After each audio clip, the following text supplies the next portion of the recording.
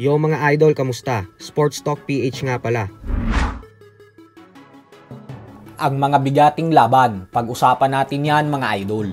Bago po pala ang lahat ay gusto ko muna kayong imbitahan na i-like at i-follow ang ating bagong official Facebook page. Nasa description po ng video na ito ang link ng bagong Facebook page natin sa Sports Talk PH. Nahack po kasi ang lumang Facebook natin, kaya napilitan tayong gumawa ng bagong account. Maraming salamat po.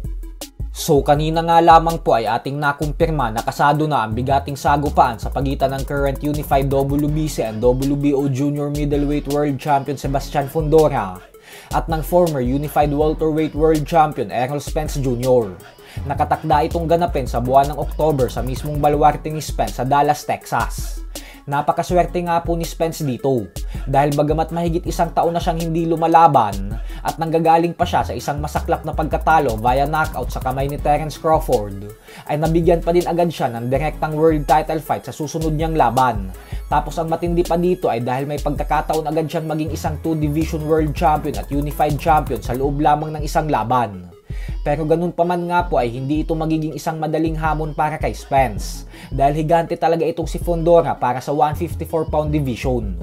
Bukod dyan ay si Fundora din ang sumira sa plano ng former world champion Tim Tszyu na maging isang ganap na undisputed world champion matapos niyang ipatikim ang kauna-unahang talo nito sa kanyang buong professional boxing career nitong buwan ng Marso lamang. Kaya naman kailangan talaga makahanap ng paraan ni Spence at magkaroon ng isang magandang game plan upang maging matagumpay siya sa pagbasag sa depensa ni Fundora at maiwasan ang napakahabang galamay ng kampyon.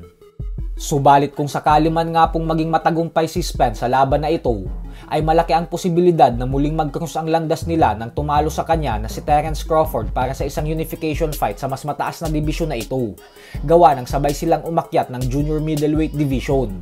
Pero bago ang lahat ng yan ay bukod sa kailangan ni Spence manalo, ay kailangan din muna ni Crawford manalo sa paparating niyang laban kontra sa current undefeated WBA Junior Middleweight World Champion Israel Madrimov.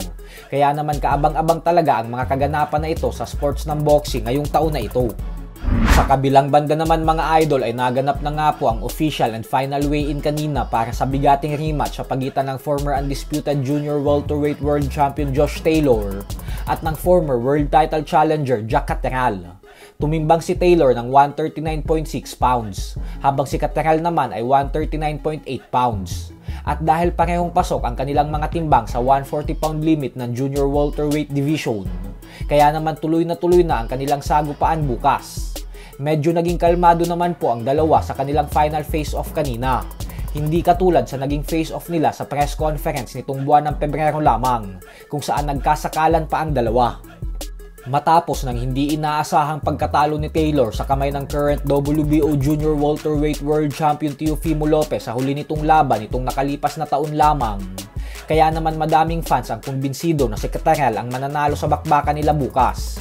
Lalo pat sa una nilang pagtutuos noong taong 2022, ay madami talaga ang naniniwala na si Catterall ang totoong panalo at nanadaya ito ng mga hurado matapos ibigay ang panalo kay Taylor sa isang dikit na split decision.